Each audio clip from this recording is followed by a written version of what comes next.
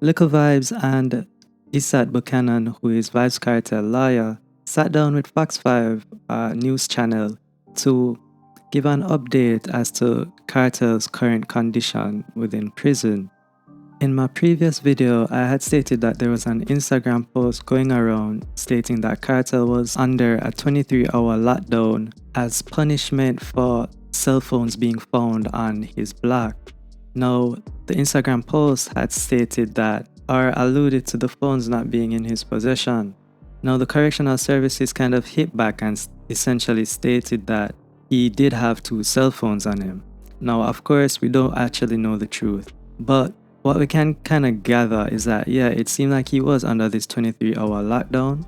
The severity of the conditions, we don't exactly know. But if I were to guess, I believe the conditions are probably terrible, simply because Jamaican prisons are not state of the art, but essentially them pop down. Anyhow, Vybz Kartel lawyer sat down with Fox 5 to essentially state that when he saw him, his face was swollen, and of course he has to wear glasses because of his condition. Now, maybe it's just me not being aware, but I didn't quite know what condition, what the condition was that Kartel had. All I've been reading was that he had some kind of thyroid issue, but of course I didn't know what the severity of that was. Well, in this sit down with Fox 5, they essentially stated that Kartel has Graves' disease and has been battling with it for about 7 years now, as well as 2 underlying heart conditions, where his lawyer is essentially saying that his condition is getting worse. In fact, with how things are, it may be life-threatening. Now, because of course I'm not a doctor or anything like that, and I'm curious, I just had to look up what Graves' disease is. Graves' disease is an autoimmune disease, meaning that your own immune system is attacking your own organs. So in this case, Graves' disease is an autoimmune disease where your immune system, or where the immune system is attacking the thyroid gland. Now, the thyroid gland controls a lot of functions within the body, such as energy regulation, meaning that essentially the thyroid can control your heartbeat as well as other functionings within your body. Him having Graves' disease makes sense why him could have these heart conditions. Now, another thing with Graves' disease, which I guess kind of confirm why Vybz Kartel wear glasses, or why we've always seen him in prison pics with him just in glasses, is that Graves' disease can affect people's eyes, where it made them eyes kind of bulge out. So if you think of like one of those, I don't know, cartoon characters where them get surprised and you see how the eyes them get much bigger than it really should, it's something kind of like that. Now, based on what I was reading, Graves' disease isn't something that would just can kill you instantly, or, you know, something that you'll die from over time.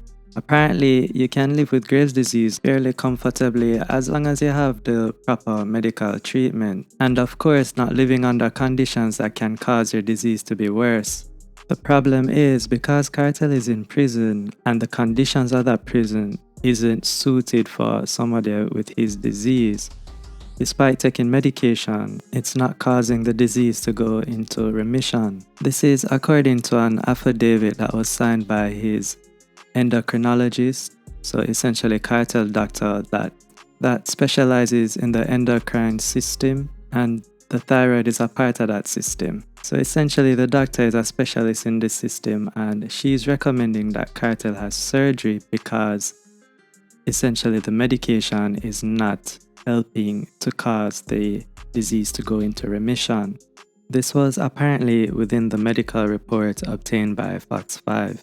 And this medical report was done in March. So imagine your doctor recommending surgery 2 months ago, and then now you get thrown in a cell where there's poor ventilation for 23 hours. I mean, even if he was found with the phones, come on now man, have some grace. So what do I think about this overall? Well, it's just a sad situation all around. I mean, at the end of the day, yeah, he's a prisoner. Yes, he was convicted. But that don't mean that him can't get treated with respect. He's still a human being just like any of us. And for better or worse, he is a part of dancehall culture, which is Jamaican culture. So, at the end of the day, he's within the fabric of the story of Jamaica. And I think it would not be a good look if he were to die under the care of the state. Imagine an iconic figure within Jamaica dying because of state conditions. That's not a good look. But anyhow, hopefully with this kind of publicity that, he's getting not only in Jamaica but also abroad, hopefully this will shed some light in the government actually making arrangements to see that the man can actually get some proper medical attention. As well as not just him but for other prisoners as well. Maybe some reforms are needed within the prison system. And hopefully with this story can shed some light into that. But anyhow, other than that, we move.